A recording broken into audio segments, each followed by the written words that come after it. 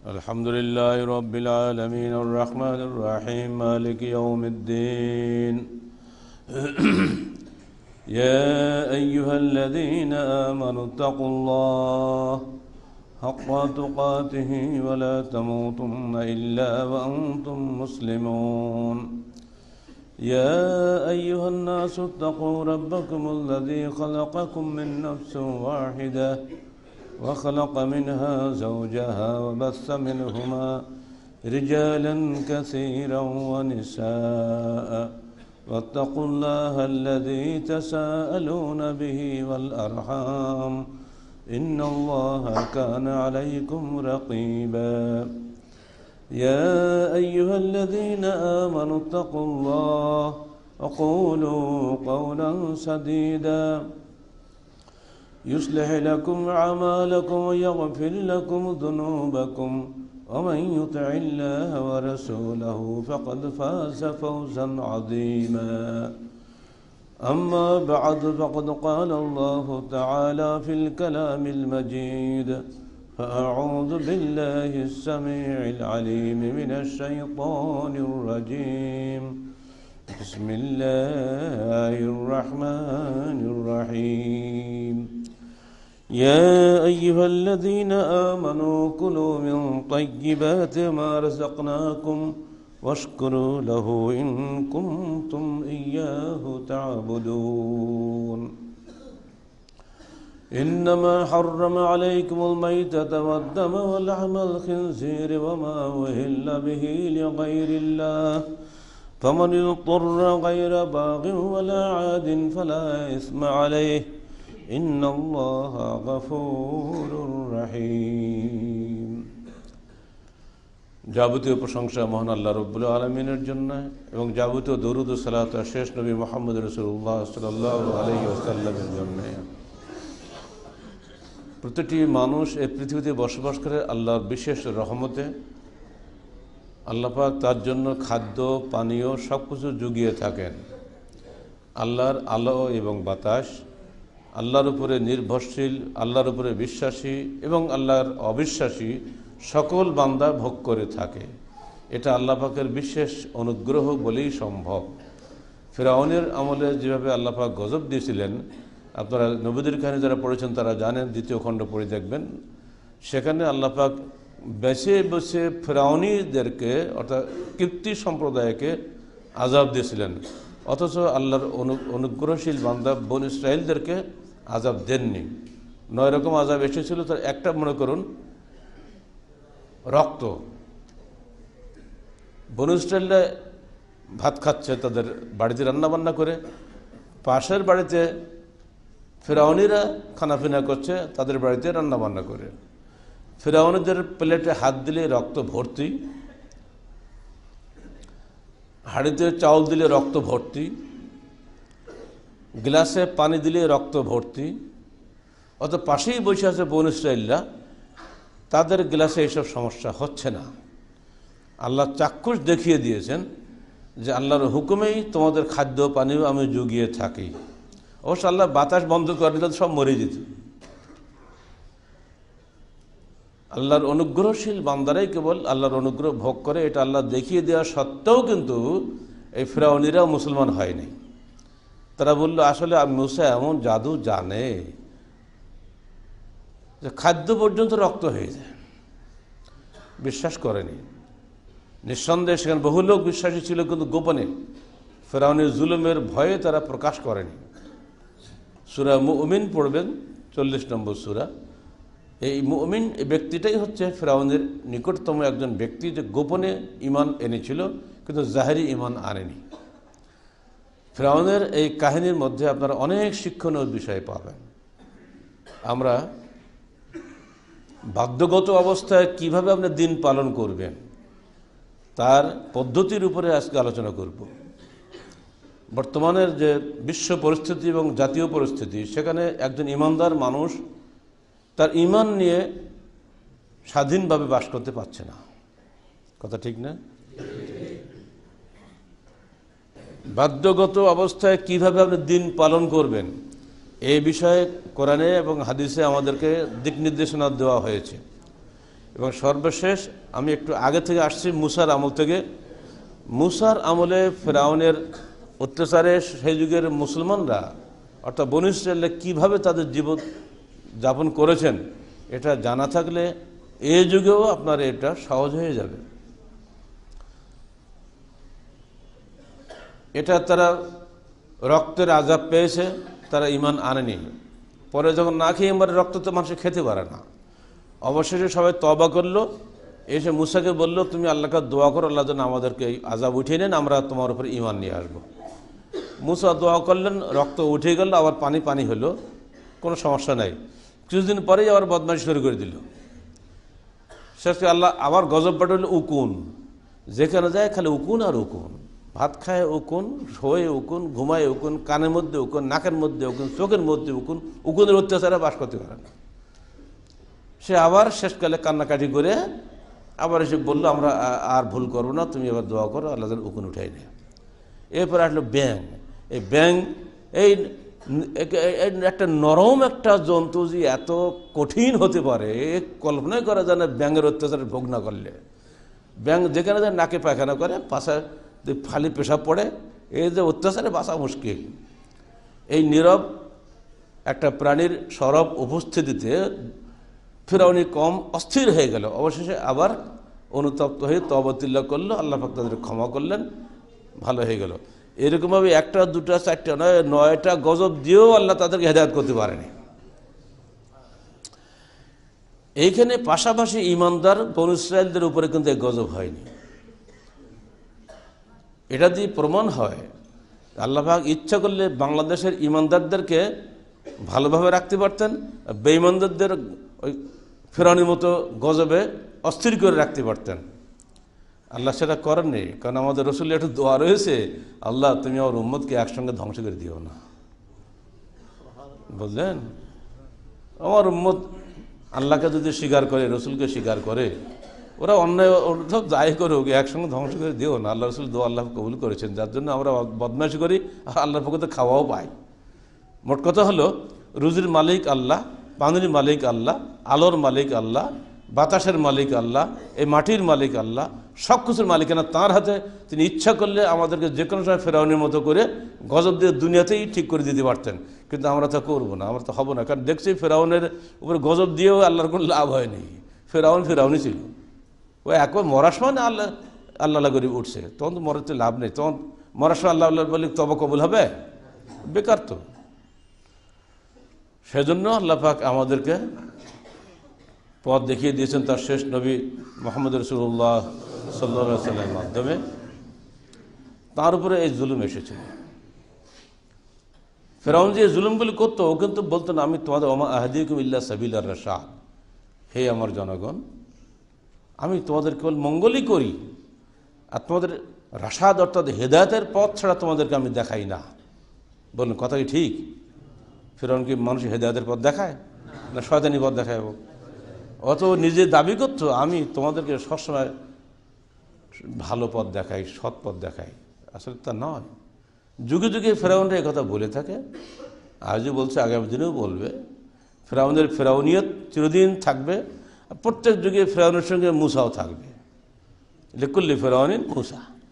সকল যুগে আলেম ওলামারা ফেরাউনিয়তের বিরুদ্ধে কথা বলবে, কাজ করবে। একদল ফেরাউনের অনুসারী থাকবে, একদল আল্লাহর অনুসারী থাকবে, এটা স্বাভাবিক কথা চিরদিন। ফেরাউনের যুগে বনী ইসরায়েলরা যেভাবে নির্যাতিত হয়েছে, এই যুগেও আমাদেরকে সেভাবে নির্যাতিত হতে হবে, এটা ধরে নিতে হবে। আপনারা সবাই বলেন ধর্মের উপর কোনো জবরদস্তি নেই, কথা সবাই বলেন এটা। বনী ইসরায়েলের উপরে ধর্মের ব্যাপারে স্বাধীনতা ছিল না। তাদের মসজিদগুলো সব ফেরাউনের নির্দেশে গুঁড়ো করে দেওয়া হয়েছিল। আপনারা এটাও জানেন তাদের ছেলে সন্তান হলে তাকে জবে করে দেওয়া হতো। এত বড় জুলুম করা সত্ত্বেও আল্লাহ পাক তাদেরকে তার বিরুদ্ধে সশস্ত্র যুদ্ধে নামার নির্দেশ দেন নাই। বললেন কি, হে বনী ইসরাঈলরা তোমরা তোমাদের স্ব গৃহকে মসজিদ বানাও, মসজিদে যাওয়ার দরকার নাই। মসজিদ ভেঙে দিচ্ছে, গেলি তোমাদেরকে মারে ধরে, নিজের ঘরটাকে মসজিদ বানাও। অর্থাৎ আপনারা জানেন বাবরি মসজিদের একটা অনাবাদী মসজিদ, কিছুই না, সেরকম কটা দেয়াল আছে। সেটার সম্মান রক্ষা করতে গিয়ে প্রায় 2000 মুসলমানের জীবন গেছিল। 1992 না, ওটা 1992 সালে 6 ডিসেম্বরে। এই যে চলার পথ আমাদেরকে আল্লাহ দেখিয়ে দিচ্ছেন, প্রচণ্ড ধৈর্যের পথ। শেষকালে সবাই যে বলল, হে মুসা, তুমি আসার আগেও আমরা নির্যাতিত হয়েছি, যাতে তোমার জন্ম না হয় এই জন্য আমাদের ছেলেদেরকে সব জবাই করত। এখন তো আল্লাহ তো তোমাদের সেই ফিরাউনি ঘরেই মানুষ করলো, এখন তুমি নবী হয়েছ, এখন আমাদের আবার সেই জবাই করার আযাব জারি হয়েছে, ঘরেও থাকতে পারি না, তো তুমি নবী হয়ে আমাদের লাভ কী হলো? মুসা তাদের যে জবাব দিয়েছিলেন ওই জবাবটা আপনাদের জন্য আমাদের। মুসা বলেছিলেন, দেখো, আল্লাহকে দোয়া করে, আল্লাহ তুমি ফিরআউনকে রাজনৈতিক ক্ষমতা দিয়েছ, অর্থনৈতিক ক্ষমতা দিয়েছ, জনশক্তি দিয়েছ, আমাকে কিছুই দেওয়ানি। আমি তোমার পরে সম্পূর্ণরূপে তাওয়াক্কুল করছি। রব্বানা লা তাজআলনা ফিতনাতাল লিল কওমিজ যালিমিন ওয়া নাজ্জিনা বিরাহমাতিকা মিনাল কওমিল কাফিরিন। তিনি বনী ইসরাইল কওমকে শিখিয়ে দিলেন, তোমরা এই দোয়া পড়ো আল্লাহর কাছে, রব্বানা লা তাজআলনা, আমরাও বলি রব্বানা লা তাজআলনা ফিতনাতাল লিল কওমিজ যালিমিন ওয়া নাজ্জিনা বিরাহমাতিকা মিনাল কওমিল কাফিরিন। এই দোয়াটা সে যুগও যেমন সঠিক ছিল, এ যুগও ঠিক তেমনি সঠিক। হে আমাদের প্রতিপালক, তুমি আমাদেরকে কোনো জালেম, লা তাজআলনা ফিতনাতাল লিল কওমিজ যালিমিন, এই জালেমদের হাতে আমাদেরকে ফিতনায় ফেলো না। তারপর ওয়া নাজ্জিনা বিরাহমাতিকা, এবং তুমি আমাদেরকে নাজাত দাও তোমার অনুগ্রহের মাধ্যমে, মিনাল কওমিল কাফিরিন, অবিশ্বাসী কওম থেকে। উনি বললেন না তোমরা সবাই সশস্ত্র বিদ্রোহ করে চড়া লড়াই করে দেখি, আমরা তো একবার কম না, প্রায় 20% লোক আমরা বনী ইসরাইল মিশরের নাগরিকদের মধ্যে, এই 20% লোক যদি আমরা অস্ত্র ধারণ করি, ফেরাউন পারবে না। অথবা যদি বিরোধী দলের নেতা হয়েও যদি তার পার্লামেন্টে থাকি, তাহলে সে অন্তত আমাদের হিসাব করবে, কথা ঠিক না? এই পন্থা আল্লাহ বলেননি। আল্লাহ শিখিয়ে দিলেন মুসাকে, তুমি তোমার কওমকে বলে দাও তারা যেন এইভাবে আমাদের কাছে আল্লাহর কাছে প্রার্থনা করে, দেখি কার অন্তরে কি আছে। ইখলাসের সাথে সবাই এই দোয়া করলো, তখন আল্লাহর পক্ষ থেকে রহমত নাজিল হয়ে গেল। নির্দেশ হলো, তুমি তোমার সাথীদেরকে নিয়ে রাতের অন্ধকারে বেরিয়ে যাও মিশর থেকে। তাই তিনি বেরিয়ে গেলেন। গোয়েন্দাদের মাধ্যমে ফেরাউন টের পেল, ফেরাউন তাদের পিছু নিল। ইসরায়েলি বর্ণনা অনুযায়ী 6.5 লক্ষ 7.5 লক্ষ সেনাবাহিনী নিয়ে তিনি বেরিয়ে এলেন। সামনে পড়ে গেল নীল নদ, আর তো সামনে যাওয়া যাচ্ছে না। পিছনে তাকিয়ে দেখে একেবারে আসছে বিশাল সেনাবাহিনী নিয়ে, ফেরাউন নিজে সসৈন্য আসতেছে। তখন বনী ইসরাইল কওম ভীত হয়ে বলে হলো, ওরা তো আমাদের ধরে ফেললো, কি হবে? সামনে সাগর, পিছনে ফেরাউন, যাবো কোথায়? ওই সময় ঈমানের দীপ্তি জ্বলে উঠল মুসার কণ্ঠে, কাল্লা, কখনোই না, ইন্নাল্লাহ মাইয়া, আল্লাহ আমার সাথে আছেন, কিছুই করতে পারবে না। ঠিক এইটুকু কথা আল্লাহ চাচ্ছিলেন যে মুসার মুখ দিয়ে বের হোক, দেখি সে কি বলে। এইটুকু কথা আপনাদের মুখ দিয়ে আল্লাহ বের করে নেবে।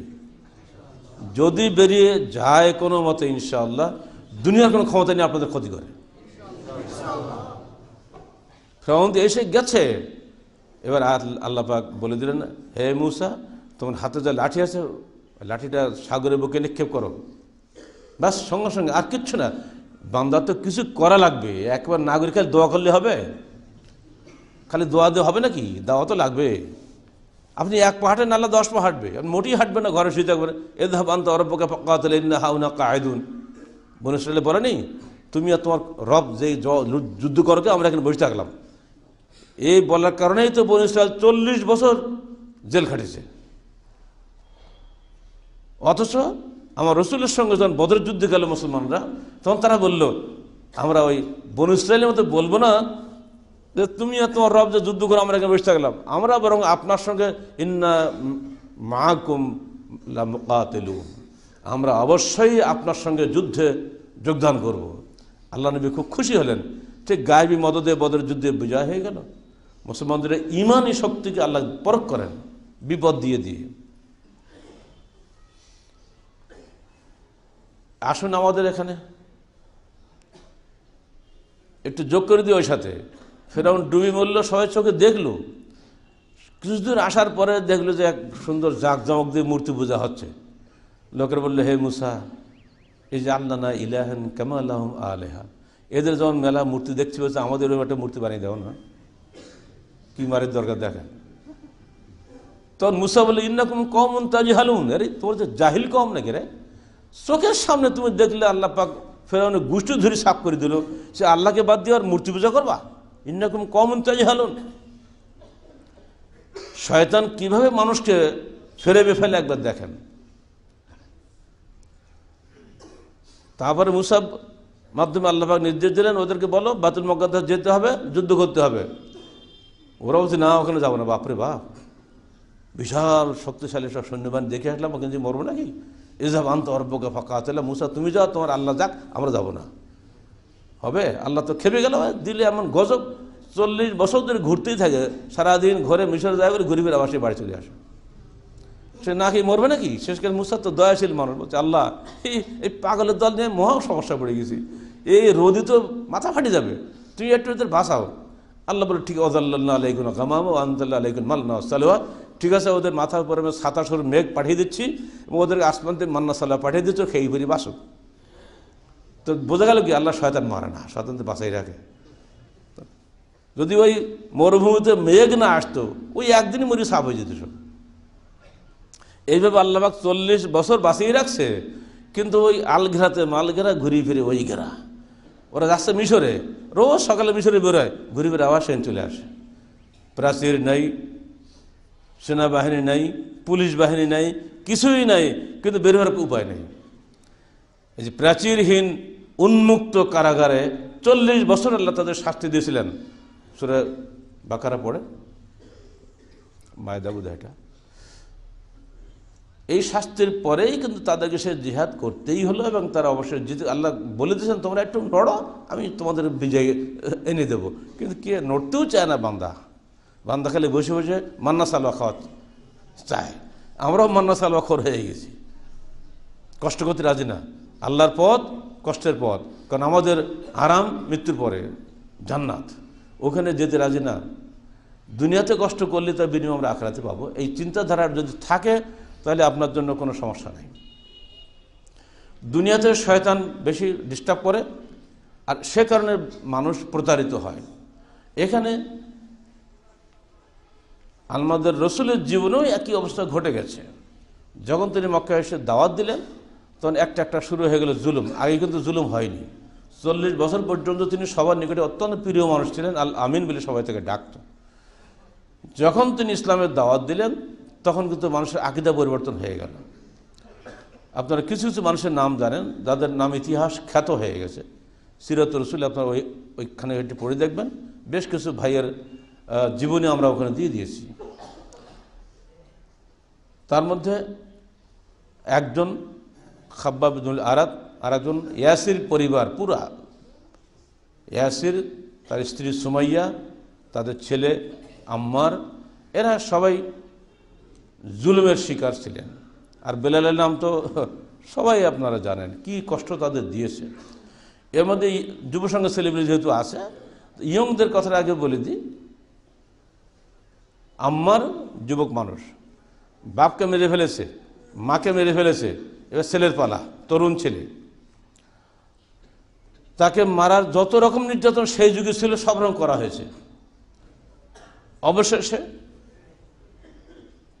তাকে বলল যে তুমি যদি কুফরি কালাম উচ্চারণ না করো, বিল্লাতে বলো, উজ্জা না বলো, আল্লাহর নাম বাদ দিয়ে লাত এবং উজ্জার নামে কসম না খাও, তাহলে তোমাকে তোমার বাপের যে অবস্থা ঘটেছে, তোমার মার যে অবস্থা ঘটেছে, তোমাকে ঠিক তাই করা হবে। অবশেষে নির্যাতনে অতিষ্ঠ হয়ে আবু জেহেলের কথা মতো সে বিসমিল্লাহ লাত ওয়াল উজ্জা, লাত উজ্জার নামে কসম খাচ্ছি বলে কথা বলেছে। বলার পরে ওকে ছেড়ে দিয়েছে। ও দৌড়ে আল্লাহ রসুলের দরবারে চলে গেছে। বলছে, এ আল্লাহ রসুল, আমি এই কুফরি কালাম উচ্চারণ করেছি, আমার কি পরকালে মুক্তি হবে?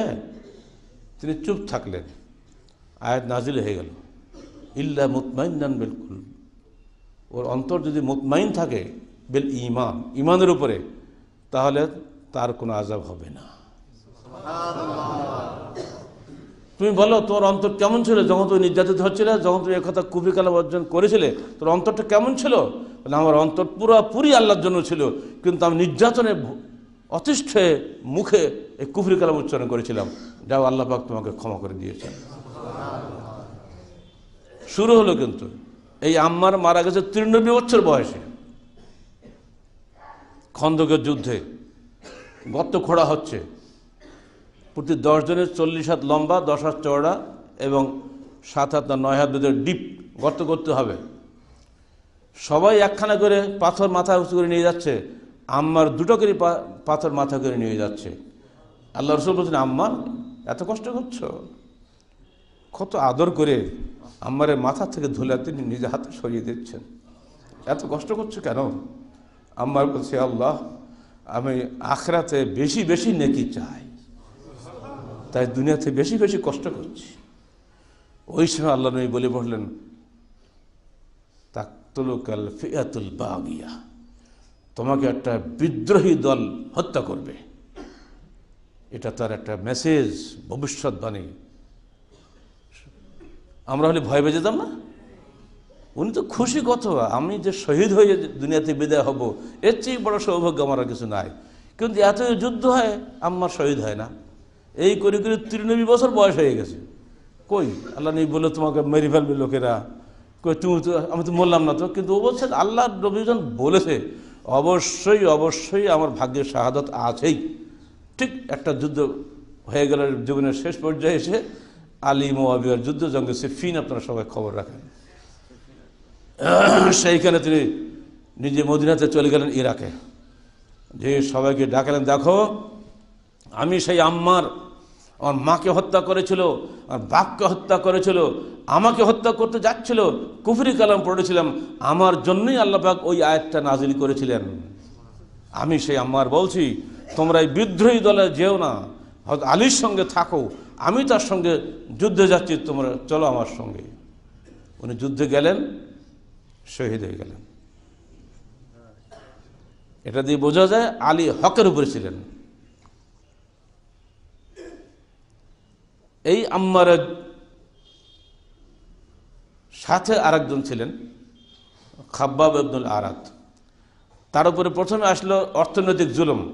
উনি ছিলেন কর্মকার, তরবারি বানাতেন, হাতিয়ার বানাতেন আর কি। আরবরা এত খারাপ ছিল না যে যা কাজ করবে তাকে মজুরি তারা দিত, এই ব্যাপারে কারো ফাঁকি দিত না।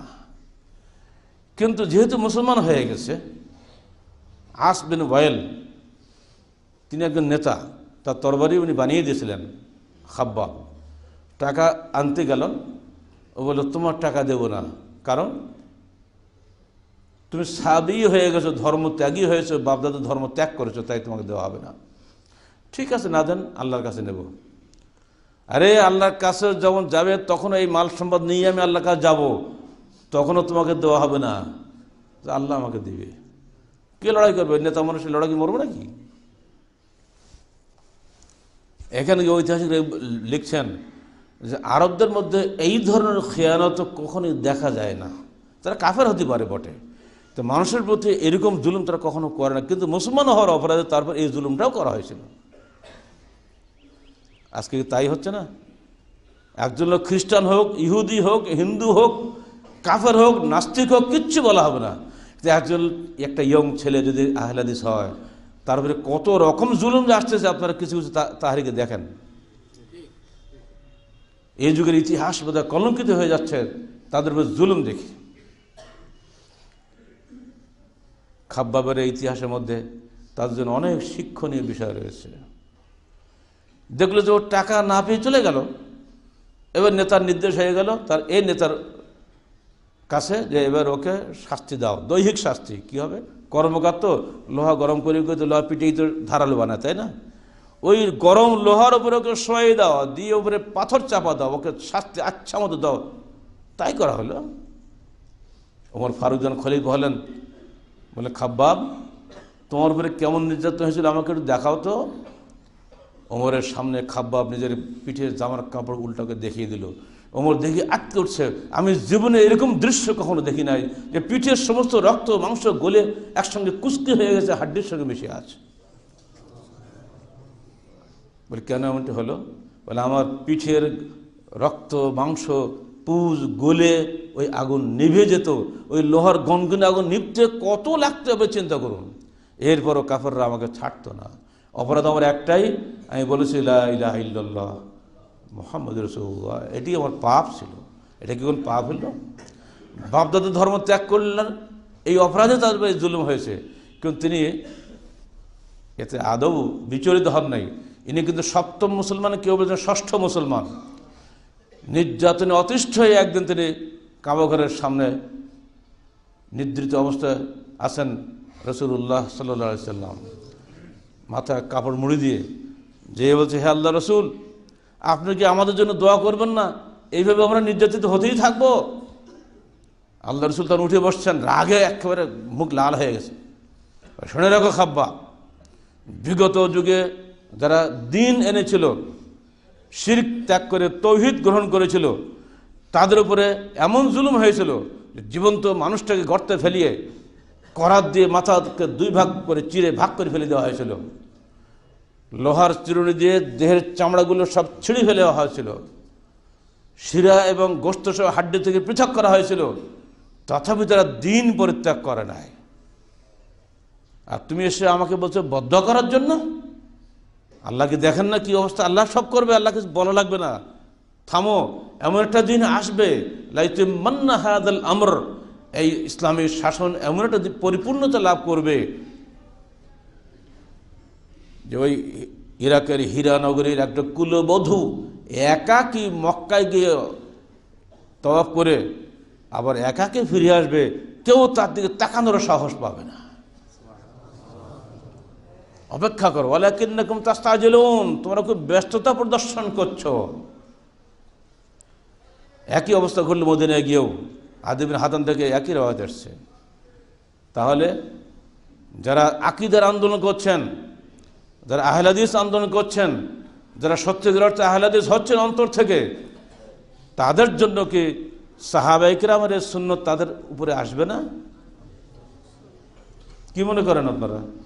আপনি যত বেশি ভালো ইমানদার হবেন, তত বেশি কষ্ট আপনার উপরে আসবে। এখন আপনার সিদ্ধান্ত নিতে হবে, আপনি জান্নাত কামনা করেন মৃত্যুর পরে, না জাহান্নামে যেতে চান? জান্নাতে যেতে গেলে আপনাকে অবশ্যই দুনিয়াতে শয়তানের উপাসীদের কাছ থেকে, ফেরাউনীদের কাছ থেকে কষ্ট ভোগ করতে হবে।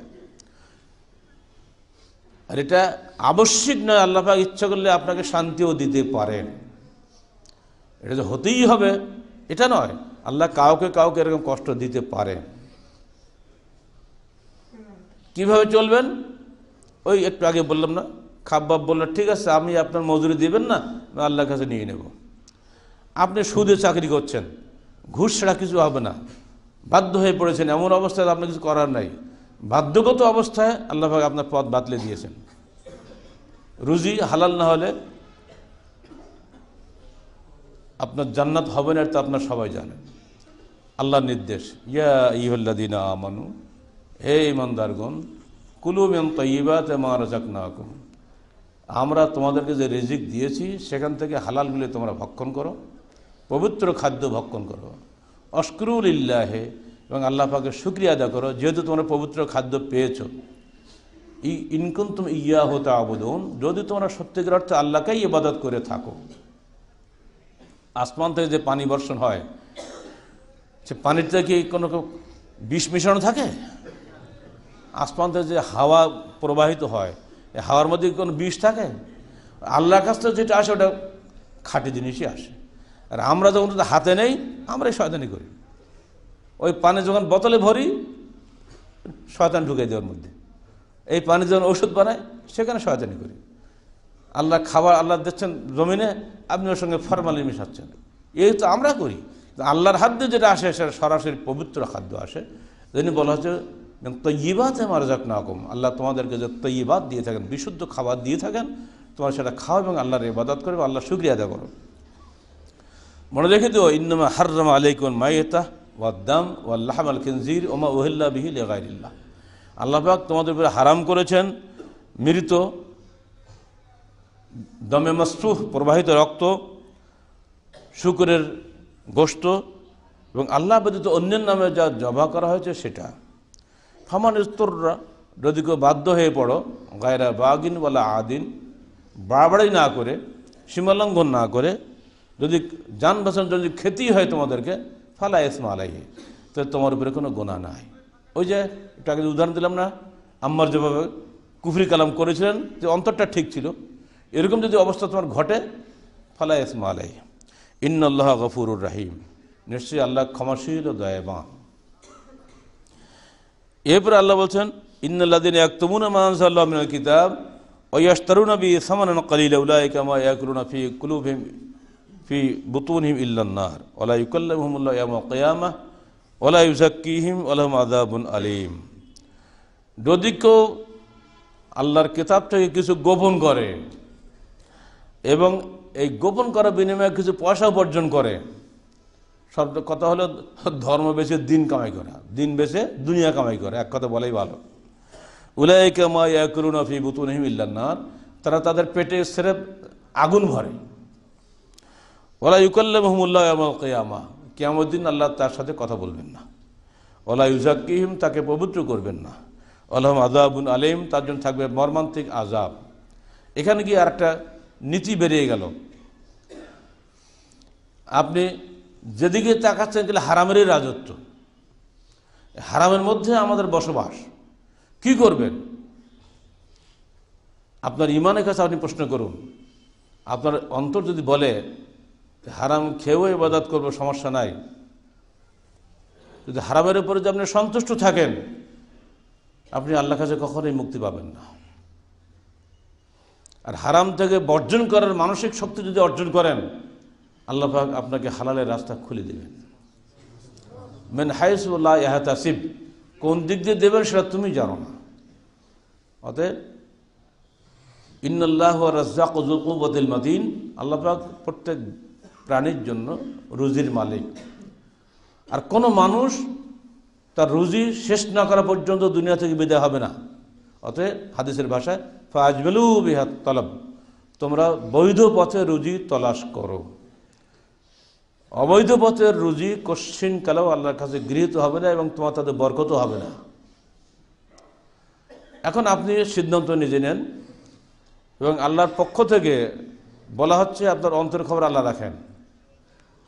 যদি আপনি জেনে শুনে আমাদেরকে একটা বুঝ দিয়ে দিলেন, কিন্তু আপনি বোঝার পরেও যদি সেটা করেন, লা ইয়াকুলুনা ফি বুতুনিহিম ইল্লান নার, আপনি পেটে আগুন ঢুকালেন। আপনারা কি চান পেটে জাহান্নামের আগুন ঢোকাতে? অতএব সাবধান, হালাল রুজি ভক্ষণ করা ব্যতীত আপনার কোনো ইবাদত কবুল হবে না। হজ করেন প্রতি বছর, সমস্যা নেই, যায় আসে না, হজ ওমরা দিয়ে পার পাবেন না। রুজি যদি হারাম হয় কাজে লাগবে না।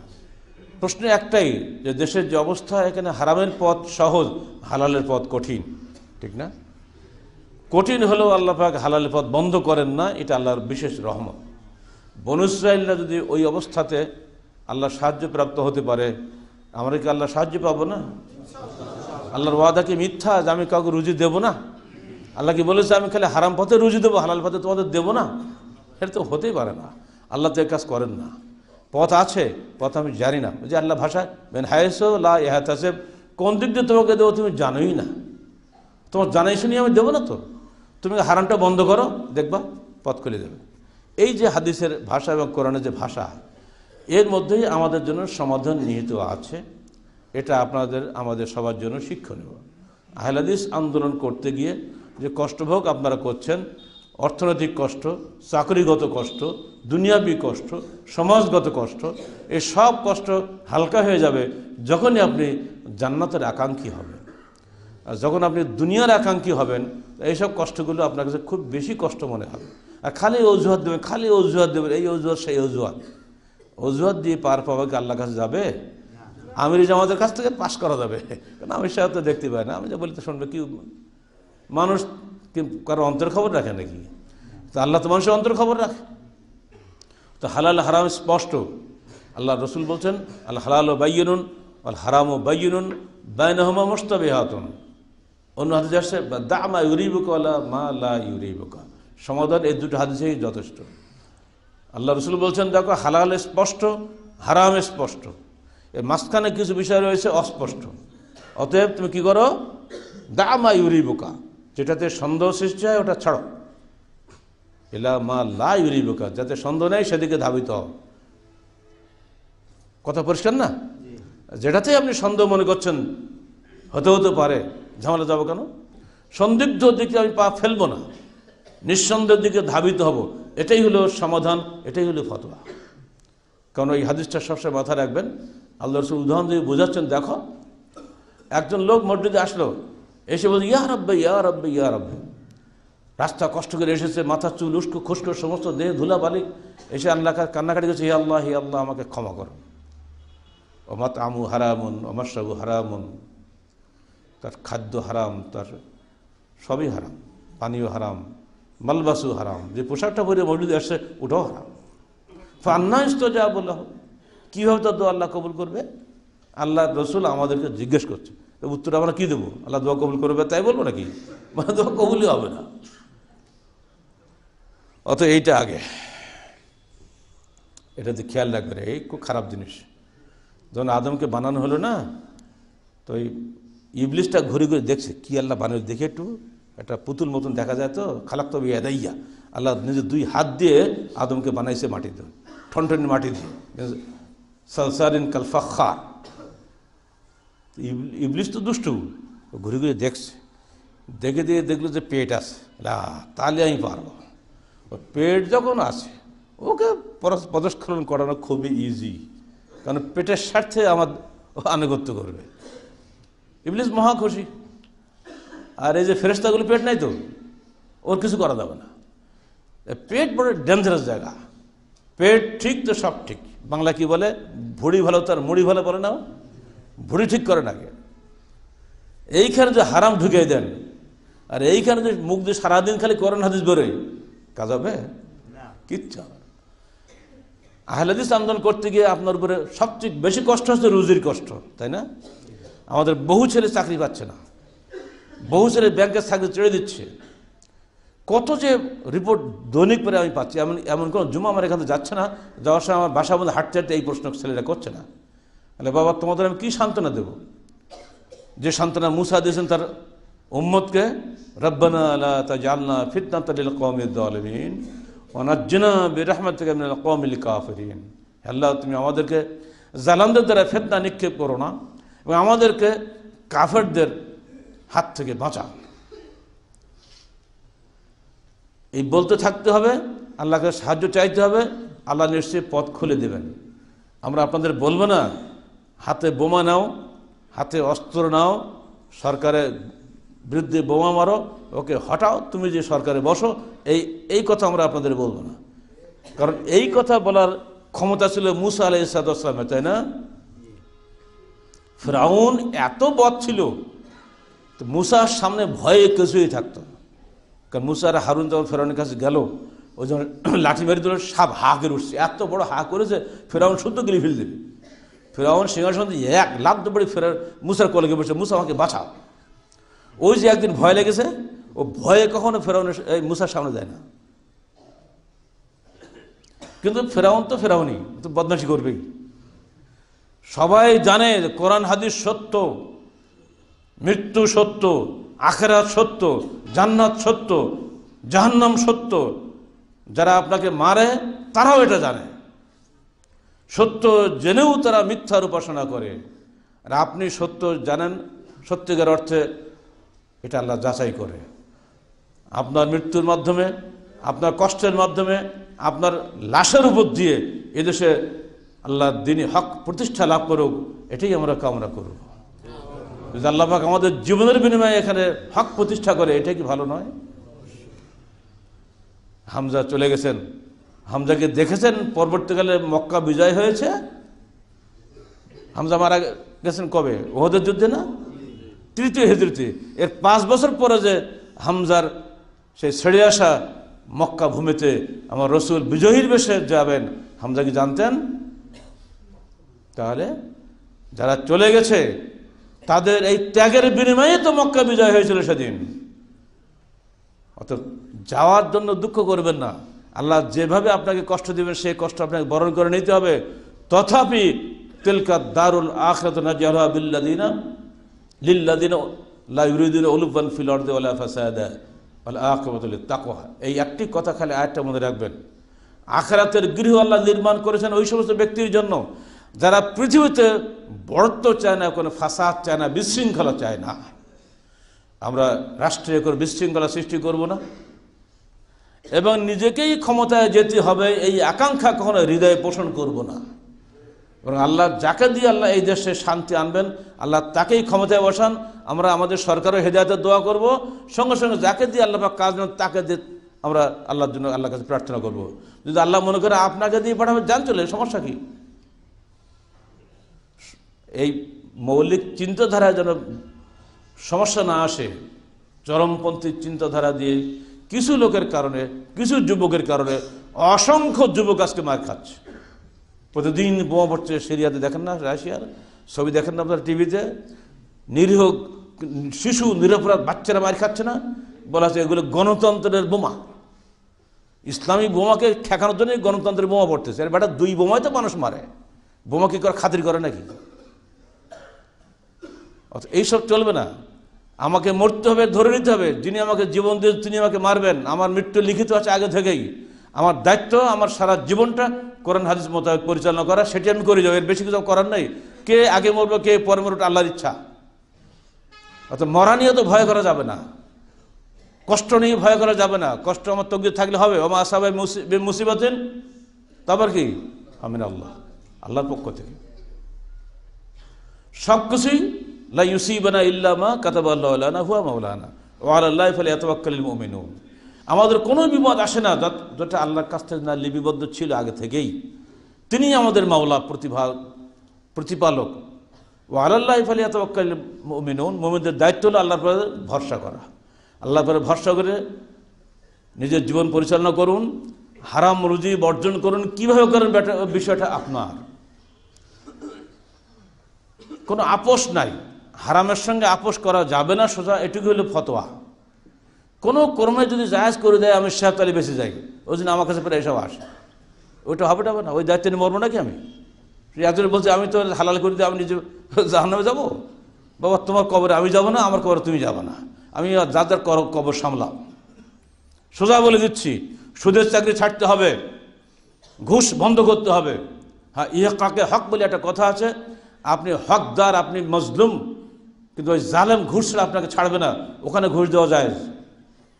কিন্তু আপনি একটা অন্যায় কাজকে প্রতিষ্ঠিত করার জন্য ঘুষ দেবেন, অবশ্যই আপনি জাহান্নামী। কথা বোঝা গেছে এখন? আর সুদ তো সুদের কোনো প্রকার নেই। এই কায়দা খেলে সুদ হালাল হবে আর ওই কায়দা খেলে সুদ হারাম হবে, এরকম কোনো ব্যাখ্যা টাকা নাই। সুদ একা ইন টোটো হারাম। পায়খানা শুকনো হোক আর ঢিলা হোক, পায়খানাই। আপনার তো বেদাতে হাসানা সাইয়া মানে 5টা ভাগ করে দিয়েছেন বেদাতকে। কুল্লু বেদাতিন দলালা, কুল্লু সুদিন দলালা। সোজা কথা শেষ। কথা মনে থাকলে তো হিসাব মনে করে নিয়ে, কুল্লু সুদ হারাম। অর্থাৎ এইসব নিয়ে কোনো ফতোয়া আমার কাছে চাইবেন না। যে কোনো মূল্যে নিজের জীবনটাকে জান্নাতের জন্য তৈরি করার চেষ্টা করেন, যে কোনো মূল্যে। কোনো কথা চলবে না এখানে। যুবক হও, বৃদ্ধ, মরতে হবে সবাইকে। কেউ আগে মরবে, কেউ পরে মরবে। আহলেদের যুব সঙ্গে ছেলেদেরকে বলছি, তোমরা খালি বক্তৃতা দিয়ে যেন সমাজ জাগানো যাবে না, আচরণ দিয়ে সমাজ জাগাও। দেখুক মানুষেরা, আহলের যুব সঙ্গে ছেলেরা কোশ্চেন গেলে বোমাবাজি করে না। আহলের যুব সঙ্গে ছেলেরা কখনোই রাস্তা বন্ধ করে না। আহলের যুবের ছেলেরা কখনো গাড়ি ভাঙে না। আহলের যুবের ছেলেরা কখনো সুদ খায় না। এই যুবের ছেলেরা কখনো এনজিওর খপ্পরে পড়ে না। আচরণ দিয়ে প্রমাণ করে তোমার এদেশে একটাই যুবশক্তি যারা কোনো অবস্থাতেই ইসলাম থেকে বিচ্যুত হয় না। শুধু বসে মেয়মুখির বিড়ালের মতো ওয়াজ করবা আর তোমার আহলের যুবসংঘ হবা, এটা তো হবে না। নিজ কাজ দিয়ে প্রমাণ করো। মেয়মুখার বিড়ালে একটা আলাদা গোষ্ঠী আছে, ছাড়াও সবগুলো ফজিলতের ওয়াজ চলবে না, কাজ দিয়ে ওয়াজ করো। আল্লাহ পাক আমাদের সবাইকে এই বিপদে বাধ্যগত অবস্থায় কীভাবে চলতে হবে, কোরআন এবং হাদিসের যে হাওয়ালাগুলো আপনারা দেখলেন, এইগুলো মাথায় রাখার জন্য আল্লাহ যেন আমাদের সবাইকে তৌফিক দেয়। কোনো অবস্থাতেই বাতিলের সঙ্গে আপোষ না করে হকের উপরে থাকতে হবে। আল্লাহ পাক যদি আমাদের জীবন নিয়ে খুশি হন, কষ্ট দিয়ে খুশি হন, জেল খাটিয়ে খুশি হন, ফাঁসি দিয়ে খুশি হন, তাতেই আমরা খুশি। কিন্তু কোনো অবস্থায় তাগুদের সঙ্গে আপোষ করা চলবে না। আল্লাহ পাক আমাদেরকে সেই তৌফিক দান করুন। আমিন। আকুলু কওলি হাযা আস্তাগফিরুল্লাহ লি ওয়া লাকুম ওয়া লিসাইরিল মুসলিমিন।